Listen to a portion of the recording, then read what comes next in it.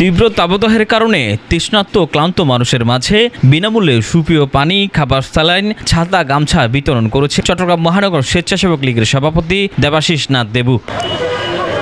শনিবার দুপুরে চট্টগ্রাম ২ নং গেট মোড়ে সাধারণ মানুষের হাতে বিশুদ্ধ খাবার, পানি, স্যালাইন, ছাতা ও গামছা তুলে দিয়ে এই কার্যক্রম উদ্বোধন করেন চট্টগ্রাম মহানগর স্বেচ্ছাসেবক লীগের সভাপতি দেবাশিস নাথ দেবু। এই সময় চট্টগ্রাম মহানগর স্বেচ্ছাসেবক লীগের সভাপতি দেবাশিস নাথ দেবু জানান, জনজীবনের স্বস্তি ফেরাতে রিকশা, সিএনজি চালক ও পথচারীদের মাঝে সুপেয় পানি, স্যালাইন, ছাতা ও গামছা বিতরণ করা হয়। সারা দেশ জুড়ে রোদের এই তীব্রতায় মানুষ অসহনীয় হয়ে উঠেছে। মানুষ খুব কষ্টে আছে এই রোদ তাপদাহে।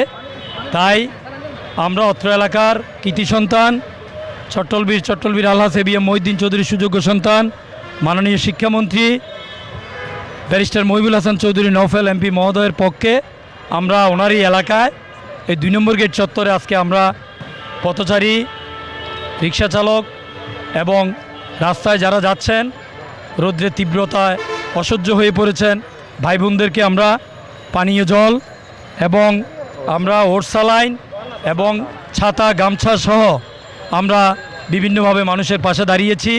আমাদের প্রিয় নেতা ব্যারিস্টার মহিবুল হাসান চৌধুরী নওফেল এমপি মহোদয়ের পক্ষে আমরা মানব সেবায় মানুষের মাঝে আজ ২ নম্বর গেট চত্বরে সেবা করে যাচ্ছি। আপনারা জানেন, বঙ্গবন্ধু কন্যা জননেত্রী শেখ হাসিনা সারা দেশ জুড়ে আওয়ামী পরিবারের সকল নেতৃবৃন্দকে নির্দেশনা দিয়েছেন যে কোনো দুর্যোগে, দুর্বিপাকে রাজপথে থাকার জন্য।